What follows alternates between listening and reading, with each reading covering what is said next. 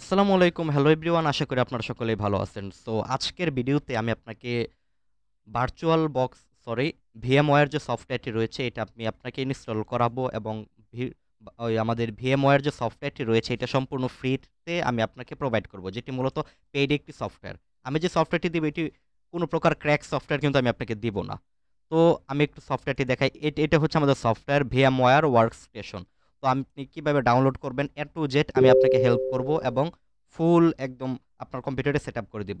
এটা মূলত একটি পেইড সফটওয়্যার, যেটা আপনাকে কিনতে মূলত অনেক টাকা, বাংলাদেশি টাকায় অনেক টাকা আপনাকে খরচ করতে হবে। কিন্তু কোনো প্রকার খরচ করা ব্যতীত, কোনো প্রকার ক্র্যাক সফটওয়্যার ব্যতীত একদম লাইফ টাইমের জন্য আমি আপনাকে ব্যবস্থা করে দিব। তো কিভাবে করবেন চলুন শুরু করি।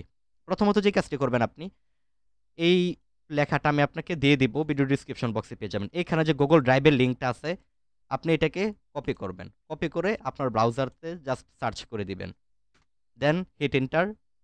তাহলেই এই সফটওয়্যারটা আপনি পেয়ে যাবেন। VMware ওয়ার্কস্টেশন বর্তমানে 17 ভার্সনটা চলতেছে, বাট আমরা এক ভার্সন কমে নিলাম, এতে আমাদের কোনো ক্ষতি হবে না।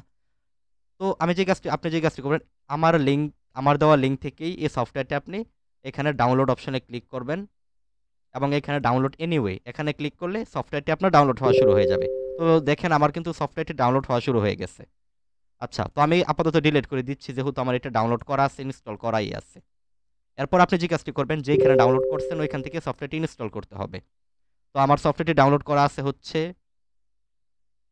আচ্ছা আমার এই সফটওয়্যারটি মূলত ডাউনলোড করা আছে এখানে পার্সোনাল সফটওয়্যার। আচ্ছা, এই যে এটা হচ্ছে আমাদের এই সফটওয়্যারটি, আপনি এরপরে রাইট ক্লিক করে রান অ্যাজ অ্যাডমিনিস্ট্রেটর এখানে ক্লিক করে আপনি অন্যান্য সফটওয়্যারগুলোর মতনই এটাকে আপনি ইনস্টল করতে হবে। তো যখন আমি ধরে নিচ্ছি আপনার ইনস্টল করা শেষ, just next next next I agree এগুলো করে ইনস্টল করে নিতে হবে, অন্যান্য সফটওয়্যার যেভাবে ইনস্টল করেন। তো এটা ইনস্টল হতে কিছুটা টাইম লাগতে পারে, এই পর্যন্ত আপনি একটু ওয়েট করবেন, আপনার ইনস্টল হয়ে যাবে। তো ইনস্টল করার পর আপনি ফিনিশ করে দিবেন। ফিনিশ করে দেওয়ার পর আপনি যখন এখানে ডাবল ক্লিক করবেন, আমি একদম পুরোটা দেখিয়ে দিচ্ছি কিভাবে এটা সেট আপ করবেন। আপনার সামনে এমন একটা পেজ আসবে, বাট এখানে বলতেছে কি যে এখন বর্তমানে আমরা এটা 30 দিনের জন্য ব্যবহার করতে পারবো। আমাদেরকে বলতেছে লাইসেন্স কি দেওয়ার জন্য। তো আপনি এই লেখাটা আসলে আপনি যে কাজটি করবেন, আপনার এখানে কিন্তু এখানে একটা অপশনও থাকবে না, কারণ আমি আগে থেকে ব্যবহার করি, এই জন্য আমার এখানে সমস্ত বিষয়গুলো রয়েছে। তো আপনার এখানে যেগুলো আসবে এরকম একটা লেখা আসবে, আপনি যে কাজটি করবেন ইন্টার এ লাইসেন্স এখানে ক্লিক করবেন। এবার আপনাকে দিতে হবে লাইসেন্স কি। লাইসেন্স কি কোথায় পাবেন, এখান থেকে একটা একটা করে আপনি ট্রাই করবেন। আমি প্রথমটাকে ট্রাই করলাম। প্রথম যে লাইসেন্স কিটা আছে এটাকে আমি কপি করি, দেন ওকে। সো ভিউয়ার্স, আমি একটু আগে যে ভিডিওটা করেছিলাম, এখানে যখন আমি প্রথম লাইসেন্স কিটা দেওয়ার পর অ্যাডমিনিস্ট্রেটর পারমিশনটা দিয়েছিলাম, সাথে সাথে কিন্তু আমার ইয়েটা গায়েব হয়ে গেছিল, মানে অন্ধকার দেখতে পারছিলেন আপনারা।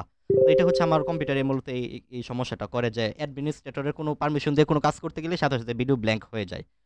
তো আমি যে কাজটি করেছি, আমার প্রথম যখন এই লাইসেন্স কিটা দেওয়ার পর আমি ওকে দিয়েছি অ্যাডমিনিস্ট্রেটর পারমিশন সহকারে, এরর দেখিয়েছে, অ্যাক্টিভ কিন্তু হয়নি।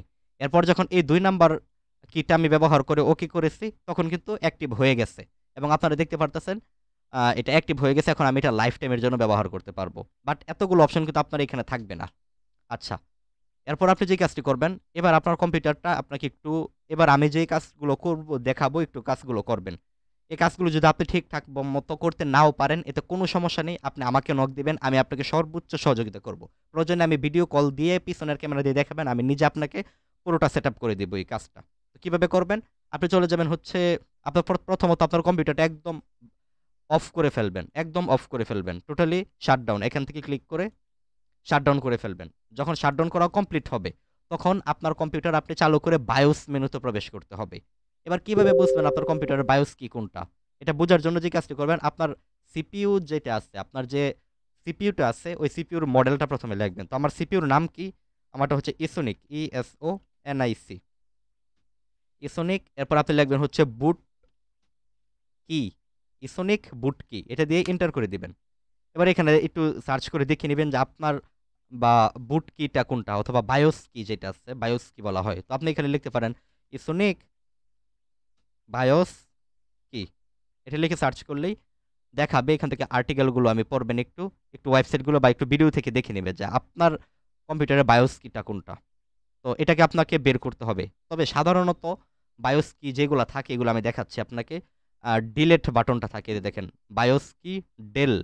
আপনি যে কাজটি করবেন আপনার এক্ষেত্রে আমি আপনাকে সর্বোচ্চ সহযোগিতা করব, আপনার চিন্তার কোনো কারণ নেই।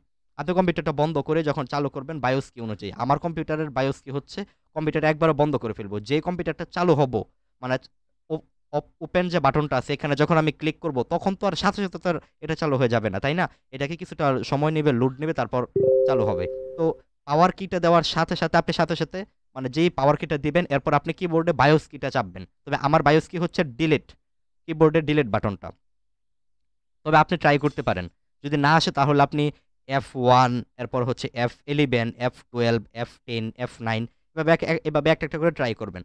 তবে এই ক্ষেত্রে আমি বলেই দিছি যে কোনো সমস্যায় আমি আপনাকে হেল্প করব। আমার সঙ্গে কীভাবে যোগাযোগ করবেন ফুল বিষয়টা আমি দেখিয়ে দেবো। তো যাই হোক, তো বায়োস কিতে প্রবেশ করার পর এখান থেকে আপনি অ্যাডভান্সে গিয়ে দেখেন ইন্টেল এখানে ভার্চুয়ালাইজেশন টেকনোলজি, এটা যদি ডিসেবল করা থাকে আপনাকে ইনেবল করতে হবে। এটা ইনেবল না করলে কিন্তু এটা কাজ করবে না। বুঝতে পারছেন বিষয়টা? এটা যদি ইনেবল না করা থাকে বাই ডিফল্ট মানে ডিফল্ট অবস্থায় সবারটাই এটা ডিসেবল করা থাকে, আপনাকে ম্যানুয়ালি এটাকে ইনস্টল করে এটাকে ইনেবল করে নিতে হবে। তো যে বিষয়টা আমি বলছি ইনেবল করে নেবেন আপনারা। তো এই ক্ষেত্রে আমি তো আপনাকে আছি সহযোগিতার জন্য।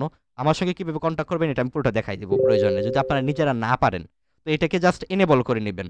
আমি এইটা থেকেও দেখিয়ে দিচ্ছি, এই যে এখানে একটু লক্ষ্য করেন ভিজুয়ালাইজেশন টেকনোলজি ইনেবল, এটা যেন ইনেবল করা থাকে, ইনেবল না করা থাকলে কিন্তু কাজ হবে না। এটার ভিতরেও যদি লক্ষ্য করেন এই পেজটা আমি খুললাম। আচ্ছা, তো এই পুরো লেখাটা আমি আপনাকে ভিডিও ডিসক্রিপশন বক্সে দিয়ে দেবো, এতে কোনো সমস্যার কোনো কারণ নেই। আচ্ছা, তো এই যে এখানে রিস্টার্ট তারা দেখাইতেছে। আচ্ছা, এই যে দেখেন কয়েকটা মাদারবোর্ডের তারা ভার্সন দিছে এবং ওইগুলার বায়োস কি তারা দিয়ে দিছে, যে এসআর নামক যে ইয়াটা আছে এটার বায়োস কি হচ্ছে ডিলেট অথবা F2, এই দুইটা থেকে যে কোনো একটা। আসুসের ক্ষেত্রে F9, এরপর হচ্ছে কম্পেক এর ক্ষেত্রে F10, ডেলের ক্ষেত্রে F2, তারপরে হচ্ছে এগুলোর জন্য ট্যাব অথবা ডেল বাটন, এইচপির ক্ষেত্রে এই বাটনটা অথবা F10 অথবা F1। তো এগুলো নিয়ে আপনারা এই দেওয়ার পরে ইন্টাল ওই ভার্চুয়াল টেকনোলজিটিকে ডিসেবল করা থাকবে, আপনি এটাকে জাস্ট ইনেবল করে দিবেন, তাহলে কিন্তু এইখানে তারা দেখাচ্ছে যে VMware কিন্তু কাজ করবে। যাই হোক, এটা যখন আপনি অ্যাক্টিভ করে ফেলবেন মানে এটাকে ইনেবল যখন করবেন তখনই কিন্তু এই আমাদের সফটওয়্যারটা কাজ করবে। তো এবার আমি কাজ করে আপনাকে দেখাই। তো এরপর আপনি যে কাজ করবেন আমার এখানে এতগুলো অপশন আসবে, আপনার এখানে এতগুলো অপশন আসবে না। তো VMware সফটওয়্যারের কাজটা মূলত কি? এর উত্তর হচ্ছে আপনি আপনার এই কম্পিউটারে একাধিক উইন্ডোজ মানে আপনি যদি চান যে এটা হচ্ছে আপনার মেন উইন্ডোজ, তাই না? এবার আপনি যদি চান যে উইন্ডোজে ব্যবহার করবেন আবার লিনাক্সে ব্যবহার করবেন, আপনি চান দুইটাই ব্যবহার করতে, তাহলে এই ক্ষেত্রে কিন্তু আপনি ভার্চুয়াল বক্সের মাধ্যমে অন্য আরেকটি অপারেটিং সিস্টেম রান করতে পারেন। তো রান করার জন্য অবশ্যই আপনার আইএসও ফাইল প্রয়োজন পড়বে। আপনি যদি আমার পূর্বের ভিডিওটা দেখেন, আমি এখন বর্তমানে যদি আপনি একটু আই কাটে লক্ষ্য করেন তাহলেই দেখতে পারবেন ওইখানে লিনাক্সের একটা ভিডিও আমি দিয়েছিলাম, ভার্চুয়াল VMware কিভাবে রান করতে হয়। তো ওই ভিডিওটাও আপনি এই ভিডিওটাকে কমপ্লিট করে ওই ভিডিওটা কমপ্লিট করলে VMware আপনি কালি লিনাক্সটা রান করতে পারেন। তো আমার প্রথমে দরকার পড়বে কি আইএসও ফাইল। তো আইএসও ফাইল কোথায় পাবো আমি? এটাকে আপনার ডাউনলোড করে নিতে হবে। যেমন এই যে একটা অপারেটিং সিস্টেম এর আইএসও ফাইল, যেমন এই যে একটা আইএসও ফাইল আছে এটাকে আমি এখন রান করব। তো এটাকে কিভাবে রান করব আমি দেখিয়ে দিচ্ছি। প্রথমে আমি চলে যাব VMware, এখানে ক্লিক করব ক্রিয়েট এ নিউ ভার্চুয়াল, এখানে ক্লিক করব কাস্টম, নেক্সট নেক্সট। এবার ইনস্টল ডিরেক্ট ইমেজ ফাইল, এখানে আমাদের আইএসও ফাইল সিলেক্ট করব। তবে এখানে আপনি যদি এখন বর্তমানে উইন্ডোজ সিলেক্ট করেন তাহলে কিন্তু এক কম্পিউটারের ভিতর আপনি আরেকটা কম্পিউটার চালাতে পারবেন। আচ্ছা, তো আমি এখানে আইএসওর ক্ষেত্রে আমি এটা সিলেক্ট করতেছি, নেক্সট। এটা নাম আমি কি দিব? আমি এখানে দিলাম যে SQL। তারপর আমি এখানে দিলাম প্রসেসরের কোর কত দিবেন, আপনার প্রসেসর যত কোর থাকবে আর কি। তো আপনি এক দিতে পারেন, 2 দিতে পারেন। এবার আপনি তাকে এই অপারেটিং সিস্টেমে ব্যবহার করার জন্য কতটুকু র্যাম দিবেন, তো আমি একটা সিলেক্ট করে দিবেন, আমি দিলাম 3000 এর র্যামটা আমি দিব তাকে। এবার নেটওয়ার্কের ক্ষেত্রে ব্রিজ করে দিবেন, নেক্সট নেক্সট নেক্সট নেক্সট। আপনি তাকে কত জিবি হার্ড ডিস্কের কতটুকু জায়গা আপনি তাকে দিবেন। এবার আপনি চাইলে 20 দিতে পারেন, আমি যদি লিখি 100 তাহলে এর মানে আমি 100 জিবি জায়গা তাকে দিব। তারপরে নেক্সট ক্লিক করলে, এবার নেক্সট ক্লিক করবেন, ফিনিশে ক্লিক করলে কিন্তু সবকিছু সেট আপ হয়ে যাবে। তাহলে কিন্তু এবার যদি আপনি জাস্ট এখানে রান করেন তাহলে কিন্তু এই অপারেটিং সিস্টেম অটোমেটিক কিন্তু চালু হয়ে গেল।